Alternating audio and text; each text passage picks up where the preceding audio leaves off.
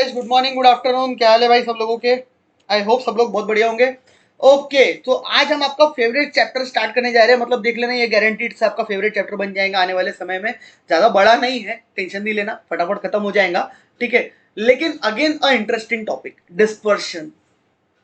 बहुत ही मतलब शानदार और जानदार टॉपिक है डिस्पर्शन।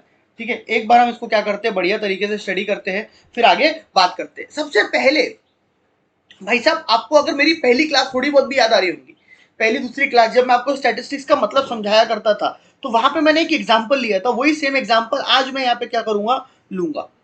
थोड़ा सा आज का लेक्चर इंट्रोडक्टरी रहने वाला है। ठीक है, क्योंकि पहले पहले डिस्पर्शन का मतलब समझ ले, इसका पर्पस समझ ले, इसके काम समझ ले, कहाँ ये पढ़ा जाता है, कहाँ ये करा जाता है। तो इसके सारे पर्पस और मीनिंग और नाम वगैरह अगर डिटेल में हम समझ लेंगे तो हमारे को और ज्यादा ये चैप्टर पढ़ने में क्या आएंगी, मजा आएंगी। तो अगेन मैं ये डिस्पर्शन स्टार्ट करूंगा वही अपने पुराने एग्जाम्पल से, RIL और टाटा। RIL और टाटा। सर फिर से आप पूरा स्टैट पढ़ा रहे? फिर से नहीं पढ़ा रहा हूँ नालायक, थोड़ा सा सेम लेवल ऑफ एग्जाम्पल है। बस आपको अगेन मैं एक क्वेश्चन पूछूंगा, जो वही मैंने क्वेश्चन वहां पे भी पूछा था, यहाँ पे फिर से पूछूंगा। ठीक है, ये है आपका RIL,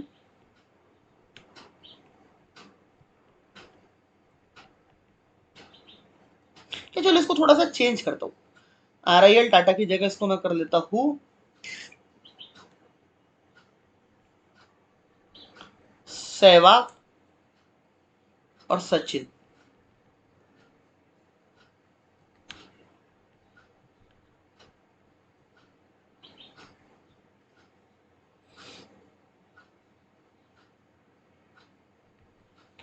ये सहवाग और सचिन है हमारे भाई साहब, इनके ये पिछले 5 मैचेस के क्या है, रन है। ठीक है, पिछले 5 मैचेस में सहवाग और सचिन ने इतने इतने क्या बनाए थे, रन्स बनाए थे। एक सेकंड, इसको थोड़ा सा इसको चेंज करता हूँ, थोड़ा सा मजा आएगी। एक साइड सचिन और सहवाग। सहवाग की अगर मैं बात करूँ तो पहली मैच में 0 पे आउट हुए थे वो। दूसरी मैच में उनने डबल सेंचुरी बनाई थी। तीसरी मैच में उनने 50 रन बनाए थे। चौथी मैच में उनने 150 रन बनाए थे। फिर उनने रन बनाए थे 20। ठीक है, इस तरीके से सहवाग भाई के क्या है, रन है, और इस तरीके से हमारे सचिन भाई के क्या है, रन है।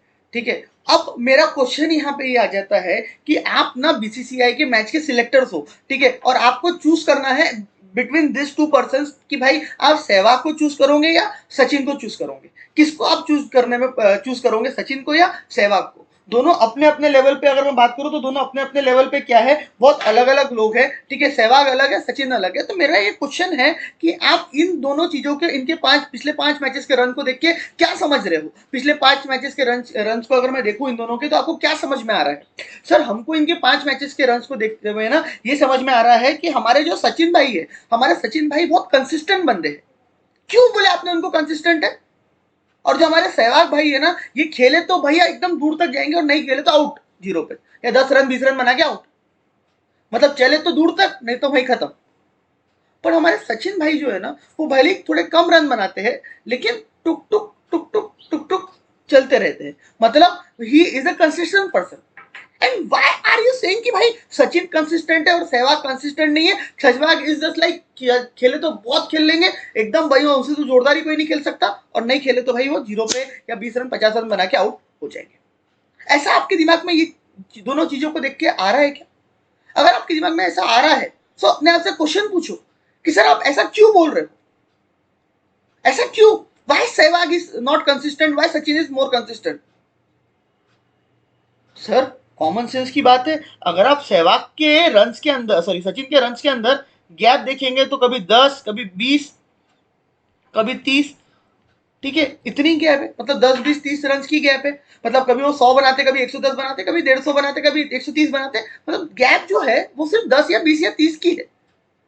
मतलब जो गैप है, डिफरेंसेस है, आप उसको गैप बोल सकते हैं। ये 10 को आप गैप बोल सकते हैं, यस सर। ये 10 को आप डिफरेंसेस बोल सकते हैं, यस सर। ये 10 को आप वेरिएशंस बोल सकते हैं, यस सर। वेरिएशन मतलब भी चेंज, गैप, डिफरेंसेस।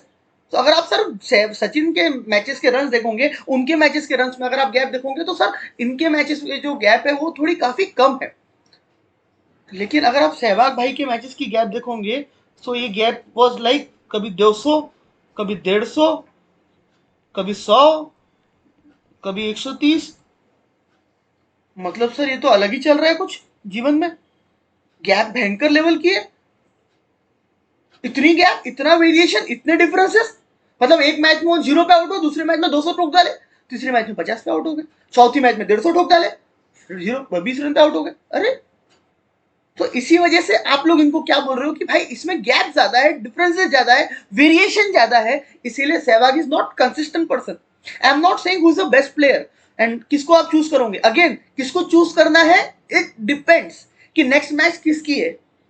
अगर हमको नेक्स्ट मैच में ऐसा पर्सन चाहिए जो हमारे लिए कंसिस्टेंट खेले, कंसिस्टेंट परफॉर्मेंस दे, जो ईच एंड एवरी मैच में देते हुए आ रहा है, तो हम कंसिस्टेंट बंदा सचिन को चूज करेंगे। बट अगर नेक्स्ट मैच में हमको कंसिस्टेंट वाले लोग बहुत है भाई हमारे पास, लेकिन नेक्स्ट मैच में हमारे को ऐसे बंदे की जरूरत है जो खेल गया तो पूरी मैच निकाल देगा एक ही बार में, तो फिर हम सहवाग को चूज करेंगे, क्योंकि सहवाग भाई अलग लेवल की प्लेयर है, सचिन भाई अलग लेवल के प्लेयर है, पर दोनों जोरदार है। पर दोनों में क्या है, फर्क है। सो क्या मैं ऐसा बोल सकता हूं, क्या मैं ऐसा बोल सकता हूं कि Sehwag is more risky, less consistent, और सचिन इज लेस रिस्की,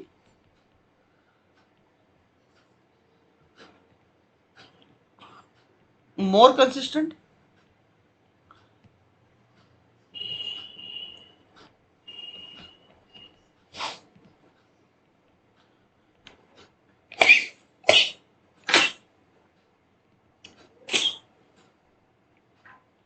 क्या मैं ऐसा बोल सकता हूं? बिल्कुल सर बोल सकते हैं। अब तुम ये सोच के देखो, तुमने ये रिस्क कंसिस्टेंसी बता ली, अब तुम ये सोच के देखो कि तुम सट्टा खेल रहे हो। सर एकदम गलत बात। हाँ अरे सुनो तो पूरी बात, मैंने बताया नहीं चैप्टर सट्टे में ही बहुत काम आता, और सट्टा वर्ड गलत है, बट सट्टा खेलता हर बंदा है जीवन में। भली वर्ड गलत है, आज के लेक्चर में वो क्लियर भी कर दूंगा। इवन तुम्हारे पेरेंट्स ने भी सट्टा खेला है, सॉरी गलत बात, माँ बाप पे नहीं जाना, मेरे पेरेंट्स ने भी खेला है। बस खुश। अब समझना ध्यान से कंसेप्ट, बताऊंगा कैसे। मान लो तुम एक ब्रो सट्टा खिलवा रहे हो मैचेस के ऊपर, गलत काम है, आराम नहीं करना चाहिए, लेकिन फिर भी समझने की कोशिश करो। तो तुम को मालूम है कि भाई अगर कोई बंदा सहवाग पे पैसा लगाता है तो वो या तो बहुत पैसा कमा लेगा और या तो डूब जाएगा। बट अगर कोई बंदा सचिन पे पैसा लगाता है तो वो बंदा ज्यादा ना कमाएगा ना ज्यादा नुकसान करेगा। तो मतलब अगर मैं यहाँ पे बात करूं तो यहाँ पे रिटर्न जो रहने वाले हैं वो रेस्ट रहने वाले हैं। क्यों रिटर्न लेस रहने वाले हैं? क्योंकि रिस्क भी क्या है, कम है। यहाँ पे रिटर्न्स भी हाई रहने वाले हैं। क्यों रिटर्न्स हाई रहने वाले हैं यहाँ पे? क्योंकि रिस्क भी क्या है यहाँ पे, हाई है। हाई रिस्क हाई रिटर्न, तो यहाँ पे रिस्क भी हाई है तो रिटर्न भी हाई है, यहाँ पे रिस्क भी लेस है तो रिटर्न भी क्या है,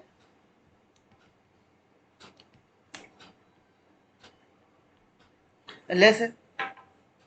आर गेटिंग माई पॉइंट? तो तुम अगर कोई सट्टे वाले प्लेयर हो तो तुम किस पे पैसा लगाना पसंद करोगे? सर प्रैक्टिकली स्पीकिंग सचिन पे। कम रिस्क रिटर्न भी चलेगा कम, लेकिन कम रिस्क है। सहवाग पे लगाया ना सर तो बहुत बड़ा उसके लिए मेरे को क्या लेना पड़ेगा, रिस्क लेना पड़ेगा। So for calculating this type of risk, why हम बोल रहे लेस रिस्क है? क्योंकि इसमें गैप कम है, डिफरेंसेस कम है, वेरिएशन कम है, इसीलिए हम बोल रहे हैं ये लेस रिस्की है। तो जैसे हमने वहां पे सेंट्रल टेंडेंसी में रिटर्न निकालना सीखे कोई भी चीज का, उसका एवरेज मतलब कि हमको इतना मिनिमम तो कमा के मिलेगा, ऑन एन एवरेज हम इतना कमा लेंगे, इतना रिटर्न मिलेगा। तो ये चैप्टर में हम ऑलवेज रिस्क की बात करेंगे। This gap, this differences is nothing but called as risk.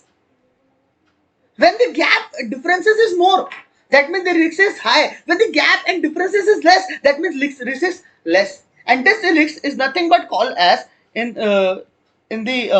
statistics language, या in share बाजार की language, SD. SD stands for standard deviation.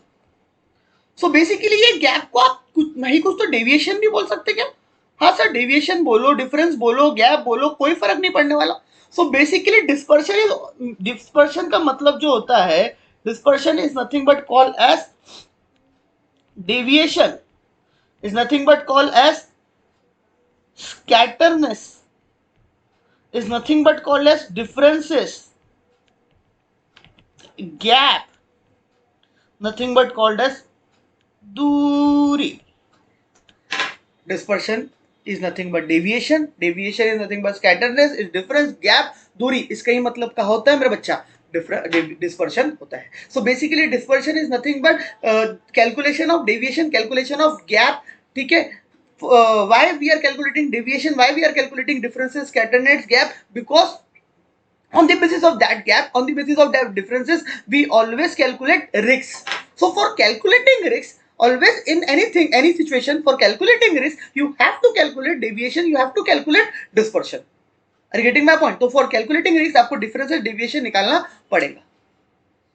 Are you getting my point? तो जो मैचेस के प्लेयर होते हैं ना, सट्टे में डूब गए. शेयर बाजार में भी सट्टा लगाया जाता है जो लीगल है. मैचेस का सट्टा इलीगल है, बट शेयर बाजार में जो सट्टा खेला जाता है वो लीगल है.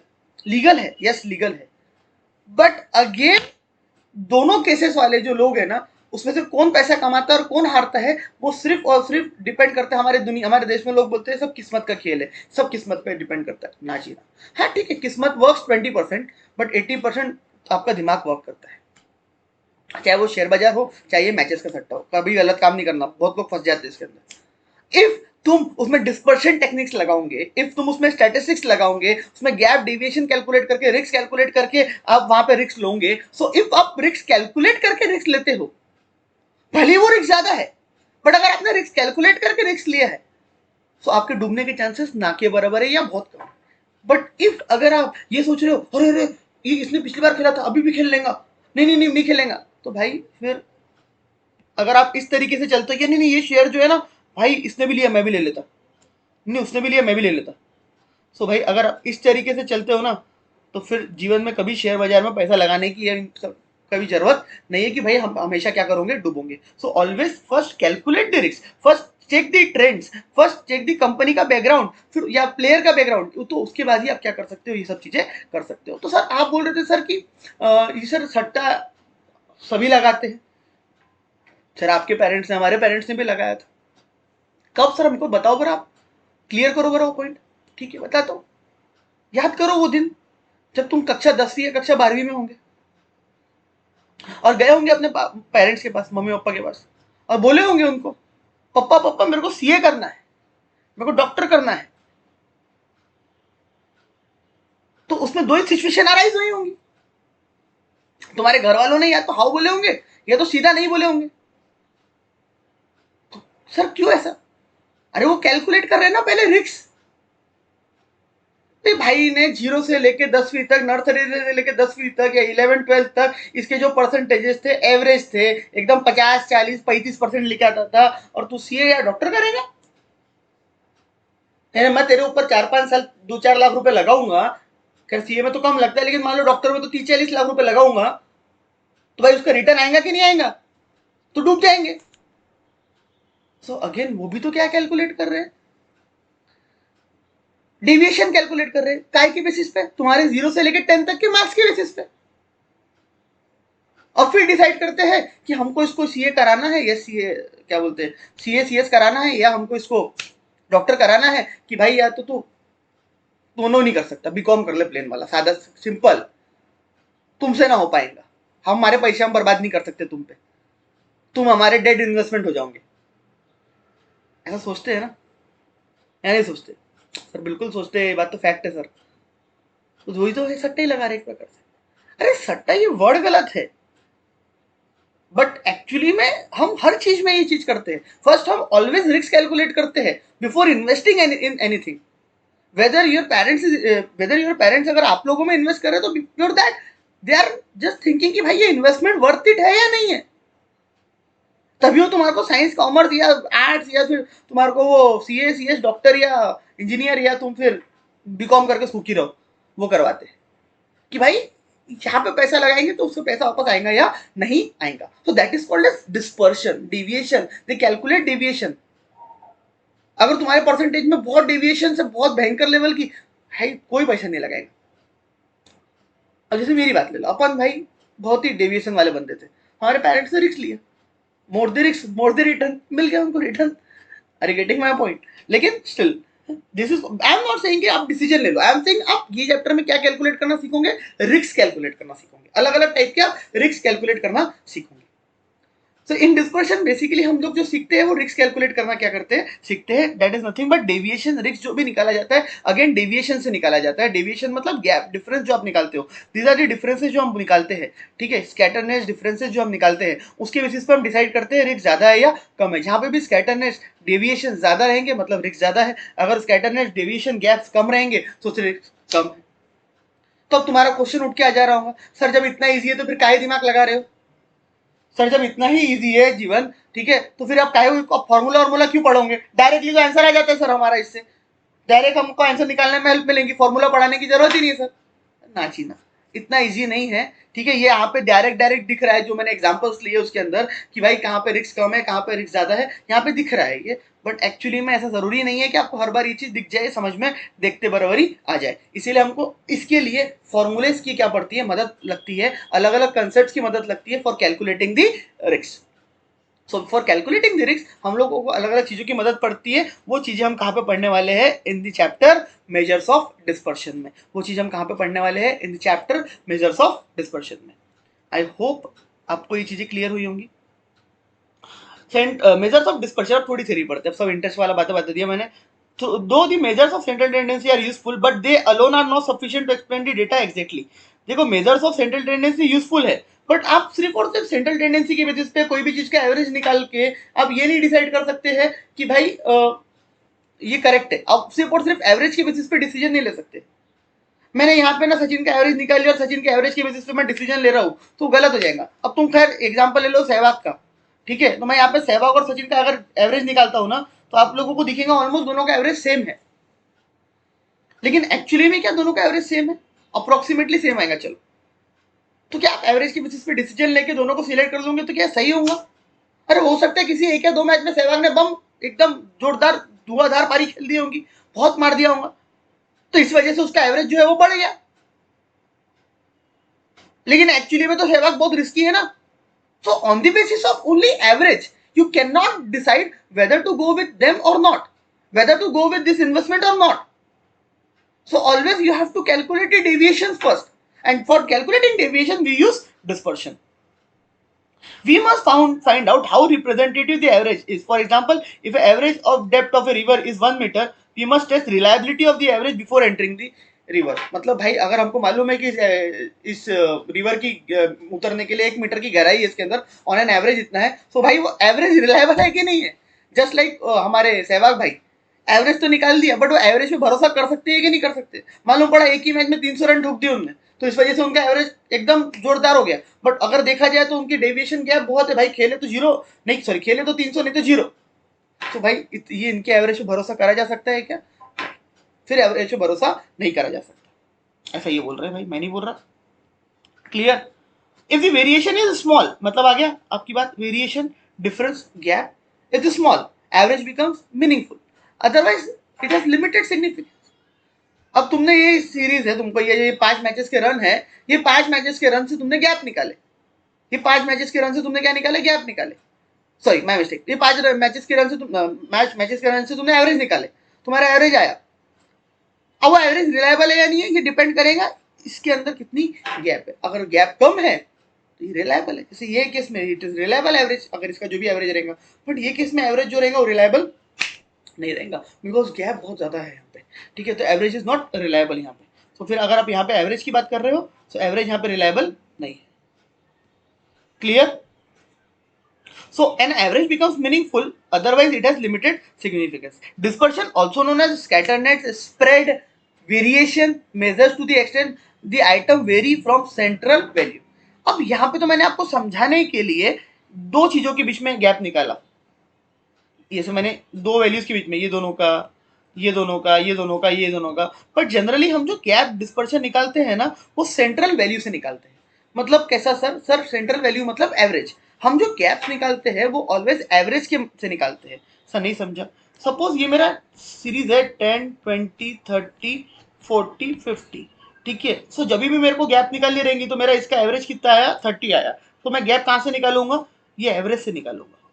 10 की गैप 30 से, 20 की गैप 30 से, 40 की गैप 30 से, 50 की गैप 30 से, for checking whether the average is reliable और not, whether the dispersion deviation is more और less from the central value. यहाँ पे तो समझाने के लिए हमने इसको गैप यहाँ पे दे लिए, बट हम ऑलवेज एक कोई तो भी नंबर से हमको एवरेज निकालना रहेगा ना, गैप डिस्पर्शन निकालना रहेगा ना। अब हर अलग अलग वैल्यू से आप गैप निकालोगे, डिस्पर्शन निकालोगे, तो आपका आंसर रिलायबल नहीं आएगा। So always we calculate the dispersion, we calculate the deviation from the, we calculate the differences deviation from the central value.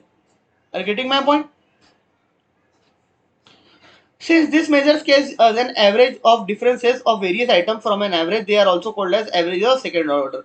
ये जो है भाई हमारा जो क्या नाम है आपका डिस्पर्शन जो है वो हमको क्या देता है, this measures gives an average of differences. भाई हमको ये डिफरेंसेस का भी एवरेज निकाल के देता है, ठीक है, इसीलिए एवरेज ऑफ सेकंड ऑर्डर कहा जाता है। हम 20 से एवरेज निकालते हैं, 30 से 10 का, 20 से 10, 30 का, 30 से 40 का, 40 से 50 का, और उसका भी फिर एवरेज निकालेंगे, जब कैलकुलेट करेंगे तो आपको समझ में आएगा। तो बेसिकली इसीलिए इसको एवरेजेस ऑफ सेकंड ऑर्डर भी कहा जाता है, ठीक है। प्रॉपर्टीज दी हुई है, वो पढ़ेंगे तो समझ में आएंगे, ये तो अभी कुछ है ही नहीं समझ में आने के लिए, ठीक है।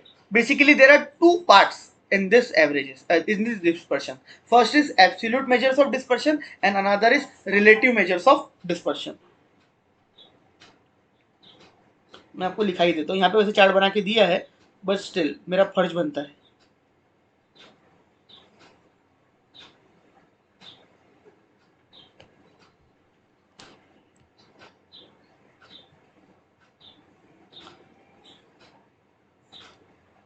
बेसिकली डिस्पर्शन जो है इसके दो टाइप्स है। पहला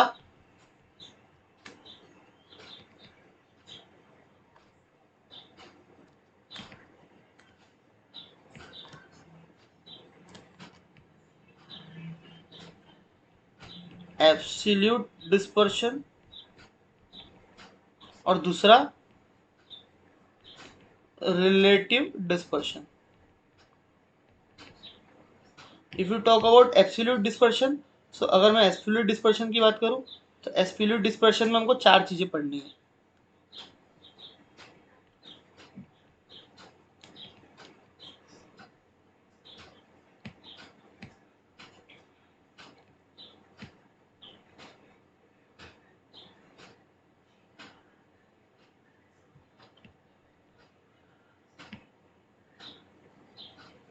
पहली हमको एब्सोल्यूट डिस्पर्शन में पढ़नी है भाई साहब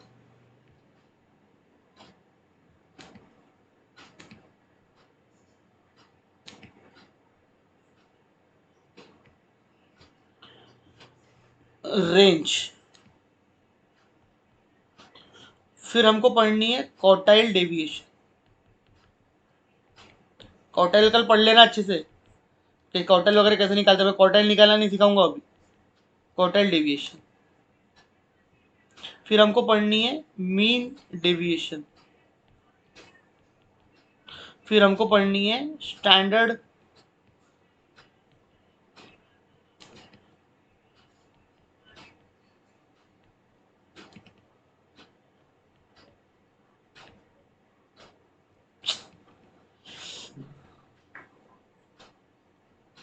स्टैंडर्ड डेविएशन,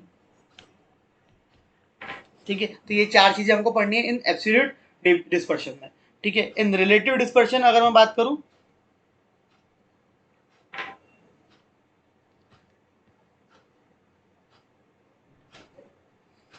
अगेन इसमें भी हमको कितनी चीजें पढ़नी है,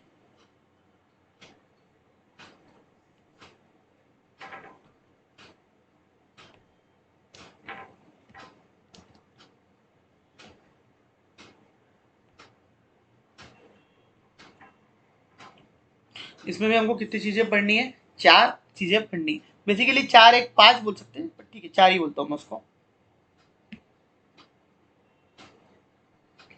सर कौन कौन सी चार चीजें हैं, बताता हूँ भाई, बताता हूँ सबूरी। यहां हम पढ़ेंगे coefficient of range, coefficient of quartile deviation, coefficient of mean deviation coefficient of standard deviation और also called as coefficient of variation. Basically दो नाम है इसके, एक कोएफिशिएंट ऑफ स्टैंडर्ड डिविएशन बोलते हैं और दूसरा कोएफिशिएंट ऑफ वेरिएशन बोलते हैं।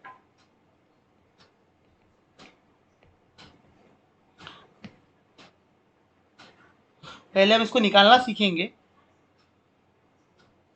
ठीक है, और उसके बाद फिर हम पर्पस समझेंगे कि भाई what is the difference in absolute and what is the difference in relative. मतलब ये सर है तो सर रिक्स से निकालने के तरीके, तो एब्सोल्यूट और रिलेटिव में इसको बाइफरकेट क्यों किया हुआ है, ये भी क्वेश्चन माइंड में अराइज होता है। और सर चलो एब्सोल्यूट और रिलेटिव में बाइफरकेट किया भी है, तो फिर सर अगर रिक्स से निकालना है तो फिर उसमें रेंज क्यों, फिर क्वार्टाइल डेविएशन क्यों, फिर मीन डेविएशन क्यों, फिर स्टैंडर्ड क्यों, ऐसे अलग अलग क्यों दिए हुए हैं। सो भाई अगर मैं आपको बताऊं तो ये चारों में निकालेंगे, चारों में हम रिक्स ही, बस फर्क ये है कि सबसे पहले आप देखोगे जीवन में तो सबसे पहले आया था रेंज, लेकिन रेंज में कुछ प्रॉब्लम्स थी, रेंज की प्रॉब्लम सॉल्व करी बहुत हद तक क्वार्टाइल डेविएशन ने, लेकिन क्वार्टाइल डेविएशन ने भी पूरे हद तक प्रॉब्लम सॉल्व नहीं करी, क्वार्टाइल डेविएशन में भी कुछ प्रॉब्लम्स थी, वो प्रॉब्लम सॉल्व करी तुम्हारे भाई मीन डेविएशन ने। मीन डेविएशन ने मेजॉरिटी प्रॉब्लम सॉल्व कर दी, लेकिन उसके अंदर एक फ्लॉ था, वो फ्लॉ के चक्कर में mean deviation is not perfectly reliable, so फिर आया स्टैंडर्ड डेविएशन। तो है ना सर, इसका मतलब हम ये बोल सकते हैं कि ये अलग अलग केसेस के लिए, हाँ ठीक है, अलग अलग केसेस में आप अलग अलग चीजें इस्तेमाल कर सकते हो, बट प्रैक्टिकली ये चार चार क्यों डिस्पर्शन के टाइप्स आए हुए हैं, सो उसका सिंपल सा रीजन है, there is a problem in range and that problem solved by quartile division. There is a problem in quartile division and that problem solved by mean division. There is problem in mean division. So the best dispersion का part, best thing to calculate risk is called as standard deviation. ठीक है, तो इसीलिए ये चार parts यहाँ पे आए हैं। अब इन चारों के कोएफिशिएंट क्यों है, मतलब रिलेटिव मेजर्स क्यों है तो वो भी रेंज ही, क्वार्टाइल डेविएशन ही, मीन डेविएशन, स्टैंडर्ड डेविएशन, ये वेरिएशन ही, बट कोई फर्क है, कुछ रीजन है दोनों के बीच में, इन्हें एब्सोल्यूट भी कुछ है और रिलेटिव में भी कुछ फर्क है, जो चीज चलो थोड़ी बहुत आपको मैं बताता हूँ, बाकी इसको ज्यादा डिटेल में मैं डिस्कस नहीं करूंगा एब्सोल्यूट और रिलेटिव में। एब्सोल्यूट वो क्यों करूंगा, वो कब करूंगा, जब मैं पढ़ाऊंगा, जब मैं सॉल्व कराऊंगा तो आपको डिटेल में समझाऊंगा, लिख के समझाऊंगा। सपोज करो आप लोगों को डिस्पर्शन निकालना है दो लोगों के बीच में, तो दो पर्सन के बीच में आपको डिस्पर्शन निकालना है, तो आप दोनों की अगर हाइट कंपेयर कर रहे हैं, ठीक है, तो उस केस में फिर आप एब्सोल्यूट डिस्पर्शन यूज कर सकते हैं। क्यों? क्योंकि दोनों का यूनिट्स क्या है, सेम है, हाइट भी मेजर होती है फीट में, इसकी भी हाइट मेजर होगी फीट में, सो आप इसके भी लिए एब्सोल्यूट डेविएशन निकाल सकते हो, इसके लिए भी एब्सोल्यूट डेविएशन निकाल सकते हो, और जो आपका आंसर आएगा डेविएशन का, ठीक है, डिस्पर्शन आएगा, वो डिस्पर्शन आप कंपेयर भी कर सकते हो, that mean that dispersion is comparable, आप उसको कंपेयर भी कर सकते हो, कोई दिक्कत नहीं है, घर की बात है, समझ में आई बात। लेकिन एग्जाम्पल के लिए सोच के देखो, ये सूरज नतीजा है, इसी की हाइट और इसी की वेट का डिस्पर्शन निकाल रहे हो आप, कि भाई इसकी हाइट ज्यादा बार चेंज होती है, इसका वेट ज्यादा बार चेंज होता है, तो आपने मेरी हाइट का डिस्पर्शन निकाले, आपने मेरे ही वेट का डिस्पर्शन निकाले, और आप कंपेयर कर रहे हो कि नहीं वेट का डिस्पर्शन जो है ना वो ज्यादा है, हाइट का डिस्पर्शन जो है ना वो कम है, तो क्या कंपैरिजन पॉसिबल है बिटवीन हाइट एंड वेट के डिस्पर्शन? दो लोगों की हाइट के डिस्पर्शन में कंपैरिजन पॉसिबल है, बिकॉज दोनों की यूनिट्स क्या है, सेम है। बट अगर एक जगह यूनिट है फीट और एक जगह यूनिट है केजी, क्योंकि वेट केजी में मेजर होता है और हाइट जो है वो फुट में मेजर, फीट में मेजर होती है, 5 फुट 10 फुट, 10 फुट तो फिर भी नहीं होता है, ठीक है, तो क्या इनका कंपैरिजन पॉसिबल है? आंसर इज अगेन नो, इनका कंपैरिजन नामुमकिन है sir. Sir you can not compare this two because the units are different, but I want to compare them even though the units are different. I want to check कि whether ज्यादा risky इसकी height है या ज्यादा इसकी risky इसका wait है, किसमें ज्यादा चेंज आता है, किसमें ज्यादा फ्लक्चुएशन आता है, हाइट में ज्यादा फ्लक्चुएशन आता है, हाइट में ज्यादा चेंज आता है, या इसमें ज्यादा चेंज आता है। तो मैंने आंसर तो निकाल लिया, लेकिन क्या मैं कंपेयर कर पा रहा हूं दोनों को? अगेन आंसर इज नो, आप सर कंपेयर नहीं कर पा रहे, सो फिर इन दैट केस हम रिलेटिव मेजर यूज करते हैं। जब यूनिट्स क्या ना हो, सेम ना हो, तो फिर हम वहां पे क्या यूज करते हैं, रिलेटिव मेजर्स यूज करते हैं, फिर हम वहां पे एब्सोल्यूट मेजर बिल्कुल भी यूज नहीं करते, फिर हम वहां पे क्या यूज करते हैं, रिलेटिव मेजर्स यूज करते हैं। So basically when units are same we use absolute dispersion, and when units are not same we use relative dispersion techniques of relative dispersion techniques. Got it my point? Clear? I hope ये चीजें clear हुई होंगी। थोड़ा सा इसको और elaborate करूंगा मैं नेक्स्ट क्लासेस में, एज एन पहले पढ़ाऊंगा फिर आपको कंपेयर करके समझाऊंगा कि क्या फर्क होता है, कहाँ पे किस तरीके से यूज होता है। सो कल रेंज सबसे इजी है, क्वार्टाइल डिवीजन हम ऑलरेडी क्वार्टाइल के बारे में पढ़ चुके हैं, तो मेरे को नहीं लगता कि अब क्वार्टाइल निकालना आपको दोबारा सिखाना पड़ेगा। एक लेकिन रिक्वेस्ट है कि कल क्वार्टाइल निकालना एक बार देख के आना, मैं कल क्वार्टाइल निकालना नहीं सिखाऊंगा, आई रिक्वेस्ट। ठीक है, कोई बच्चा अगर नया बैठा होगा तो भाई तू पहले क्वार्टाइल निकालना सीख लेना, नहीं तो कल के लेक्चर में तो कुछ भी नहीं समझेगा। मैं क्वार्टाइल निकालना ही नहीं, निकालूंगा ही नहीं कल, डायरेक्टली क्वेश्चन सॉल्व करूंगा। ठीक है, तो ज़्यादा बेटर रहेगा क्योंकि क्वार्टाइल हम निकाल चुके हैं, सिर्फ फॉर्मूले में अब यूज़ करना है, दैट्स इट। सो मिलते हैं नेक्स्ट लेक्चर में। अच्छा लगा हो तो लाइक शेयर कमेंट कर दिया करो। Bye guys, thank you so much.